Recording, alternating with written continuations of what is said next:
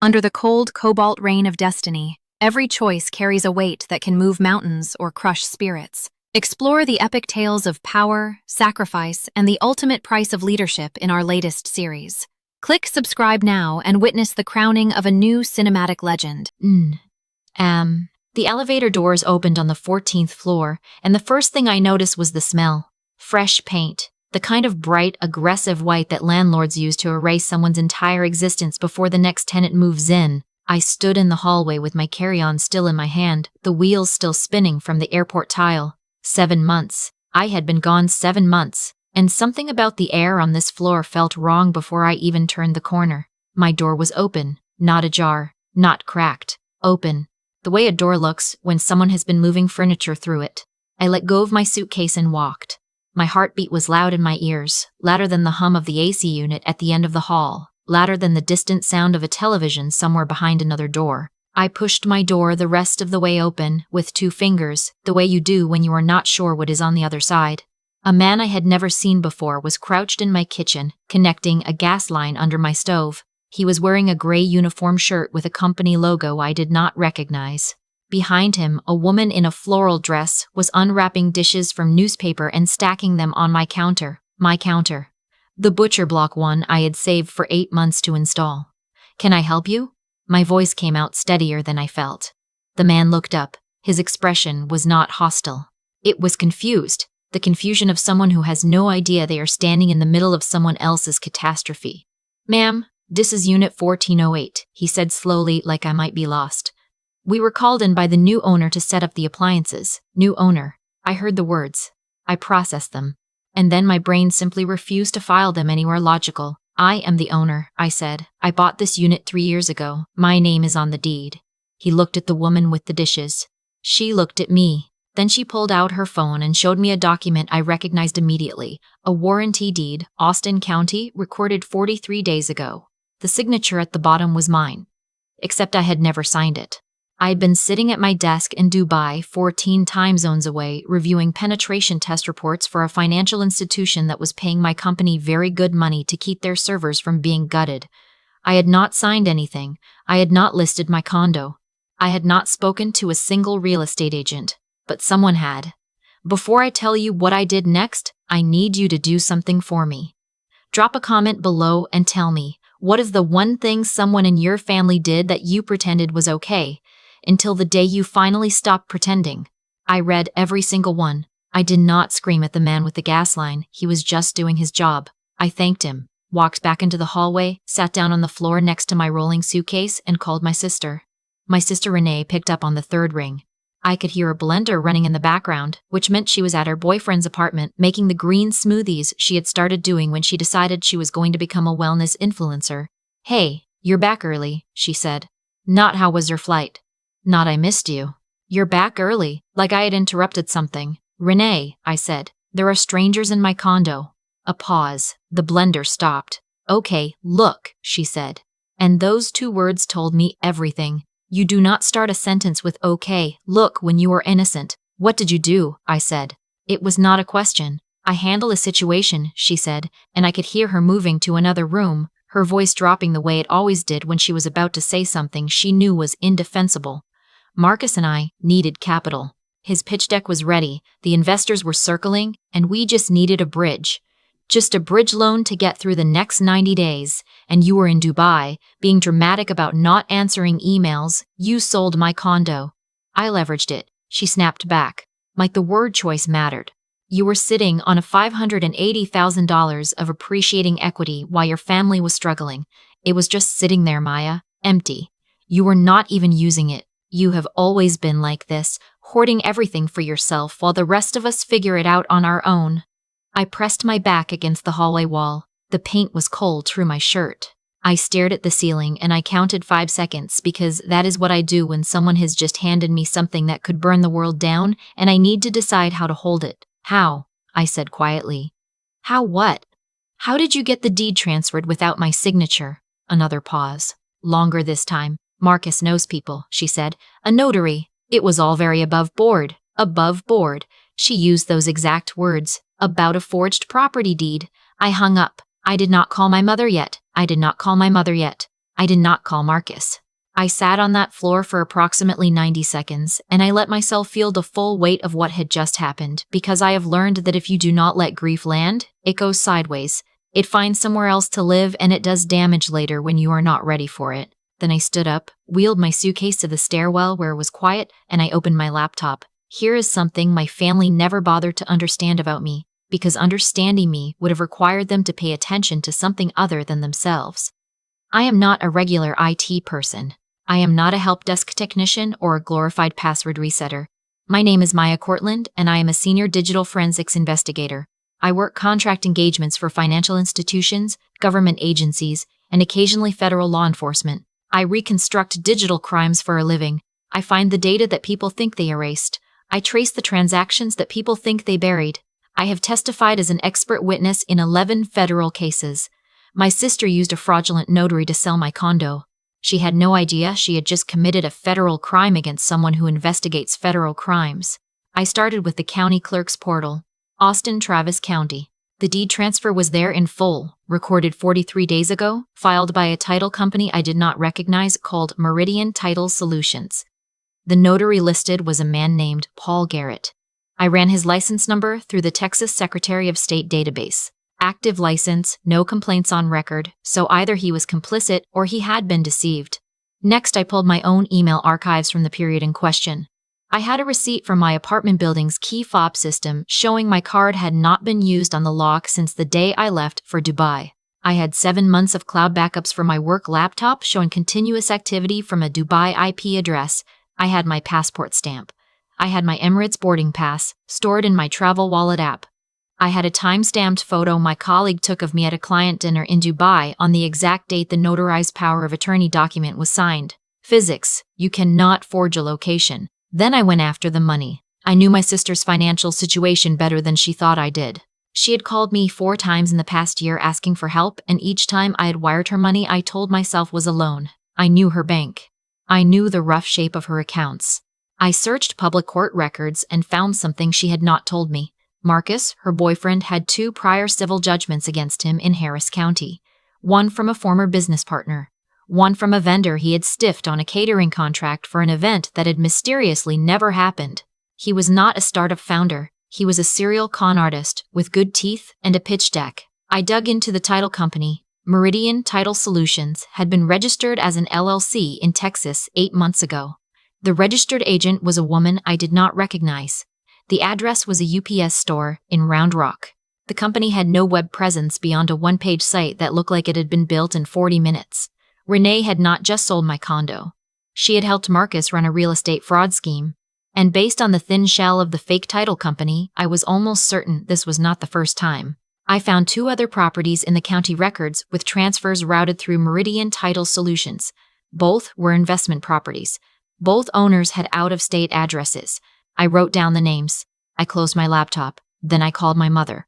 My mother's name is Diane. She is not a villain in the way Renee and Marcus are villains, but she is not innocent either. She is the kind of woman who has spent 50 years choosing peace over truth, and she has trained everyone around her to do the same.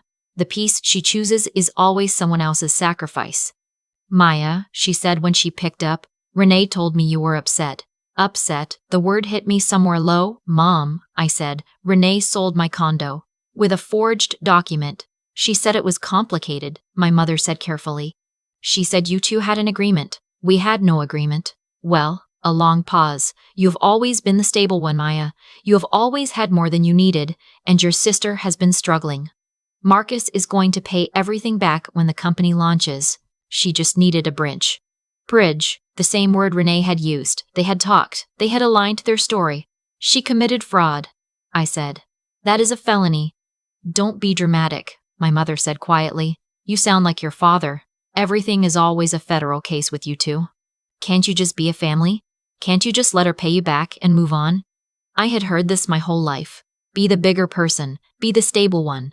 Be the bridge. Every time Renee made a mess, I was expected to lie down across the gap and let her walk over me. And I had done it, over and over, because I loved her, because I wanted a family, because the alternative, seeing clearly, was painful. I need to ask you something, I said. And I need you to tell me the truth. Did you know about this before she did it? Silence.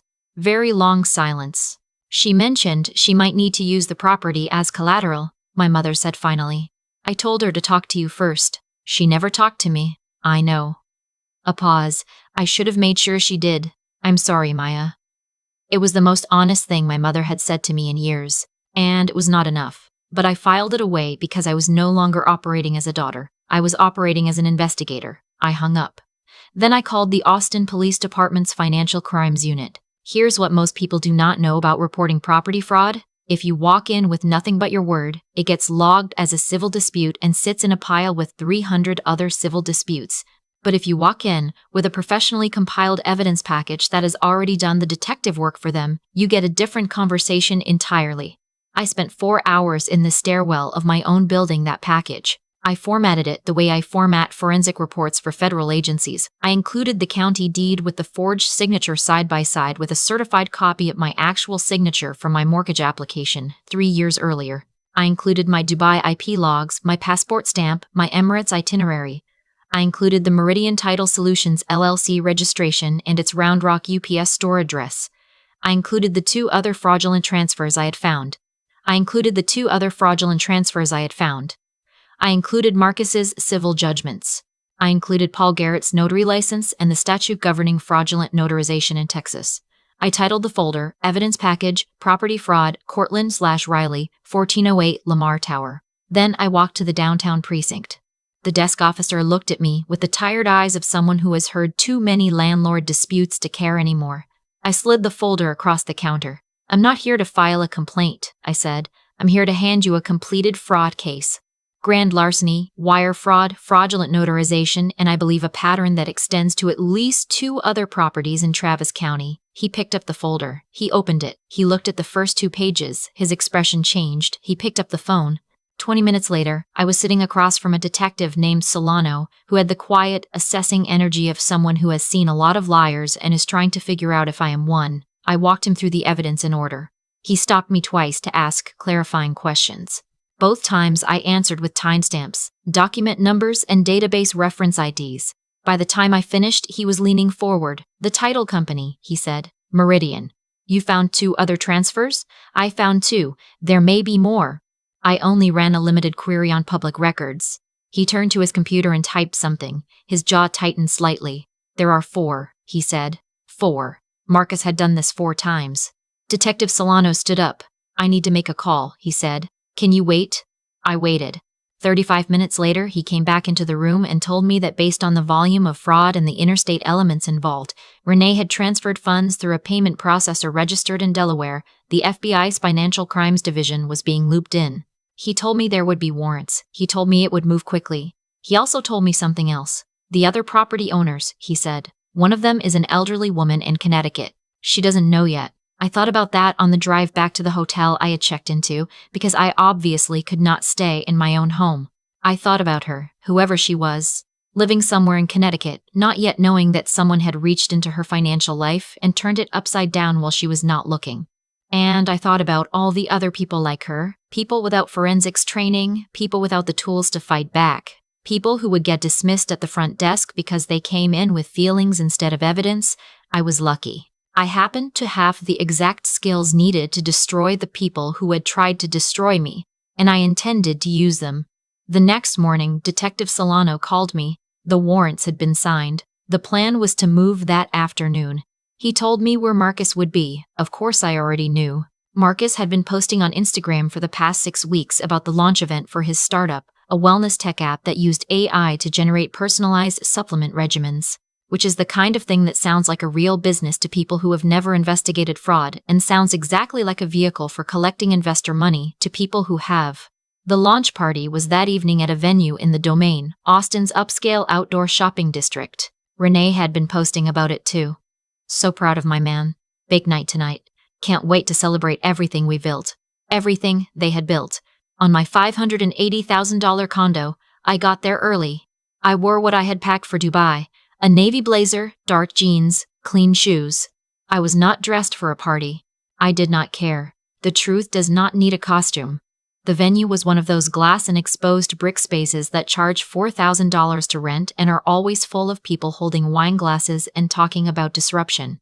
There were maybe 60 people there, a mix of what looked like angel investors, local tech press, and friends of Marcus who had dressed up to feel like they were part of something.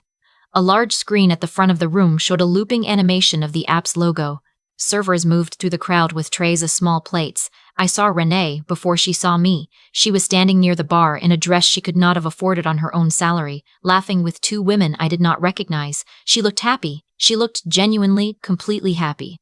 And I held that image for a moment before I crossed the room, because I knew that in about 7 minutes it was going to collapse, and I wanted to be honest with myself about whether I felt any grief about that. I did. I will not pretend I did not. She was still my sister. Whatever that word means after what she had done, she was still the person I had grown up with. The person whose hair I had held back when she got sick, the person I had called from Dubai on her birthday just 3 months ago while she already knew what she had done. But grief and justice are not mutually exclusive. She saw me when I was 10 feet away. Her face went through 4 expressions in about 2 seconds. Surprise, calculation, forced warmth, and then something that looked almost like relief, which was the most terrifying one. Maya, she said, stepping toward me with her arms out. You look exhausted. Come get a drink. Don't, I said quietly. Not loudly. The people next to us did not hear it. I know what you did. I have the evidence. And in about 5 minutes, the people who have badges are going to walk through that door. Her arms dropped. The warmth evaporated. You called the police, she said. Her voice had gone flat. On your own sister. You committed fraud, I said. Against your own sister. It was a business decision, she said, and her voice cracked on the last word.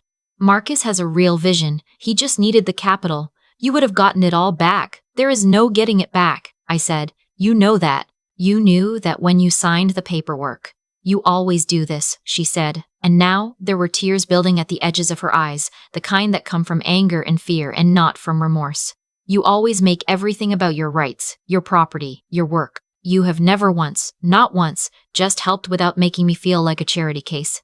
I wired you money 11 times in the last 4 years, I said. I paid your car insurance for 18 months when Marcus's last venture collapsed. I asked nothing back. And you took my home.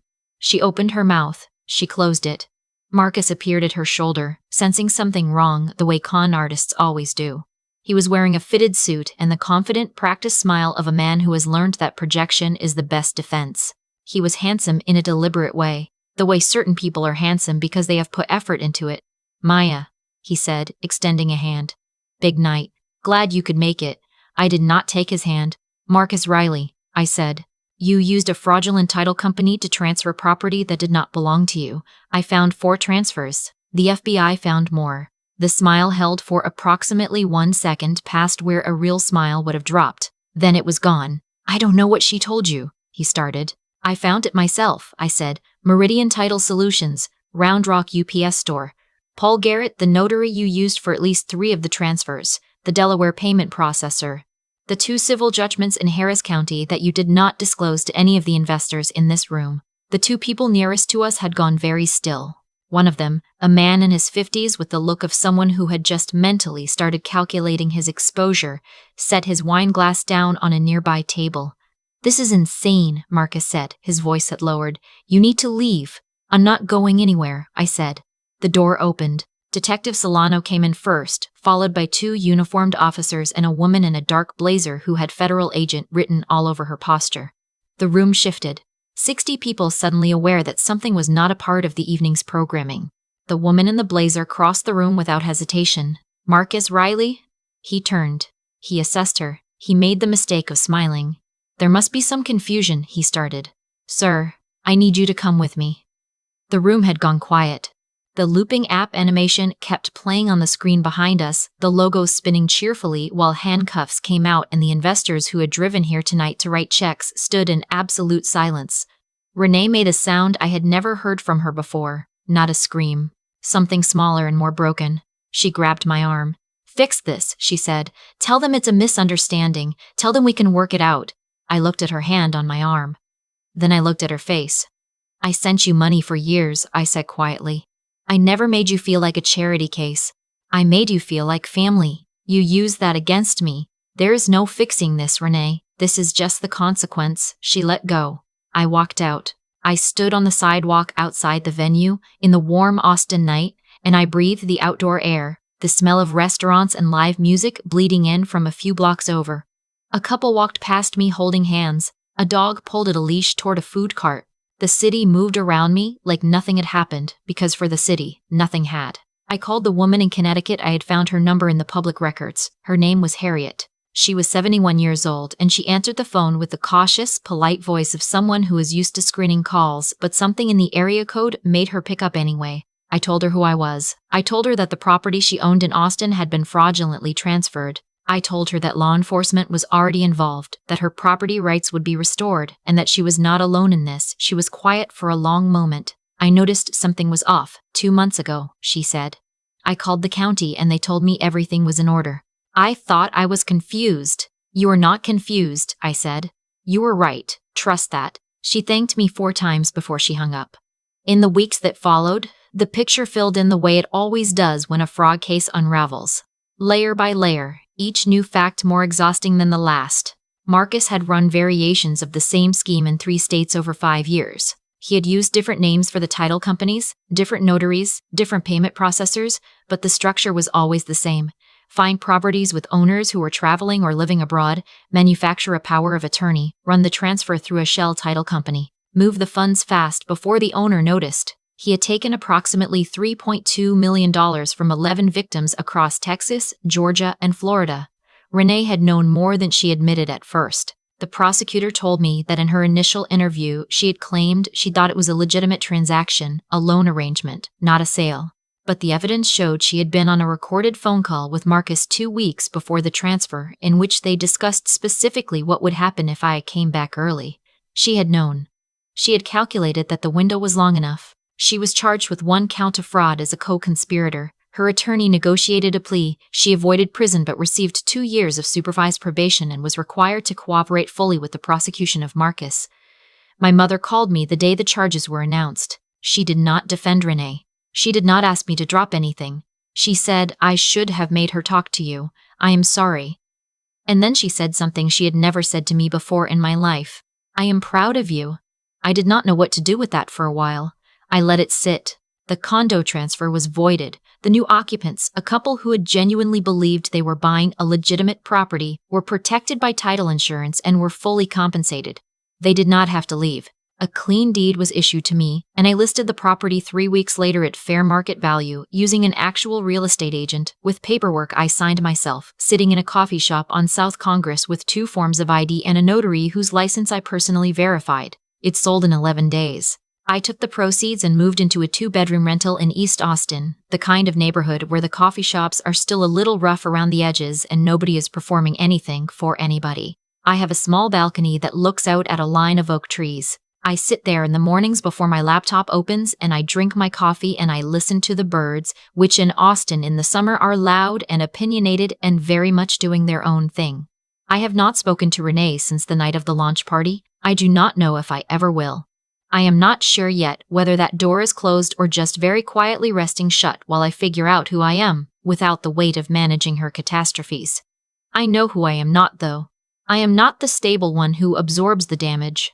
I am not the bridge.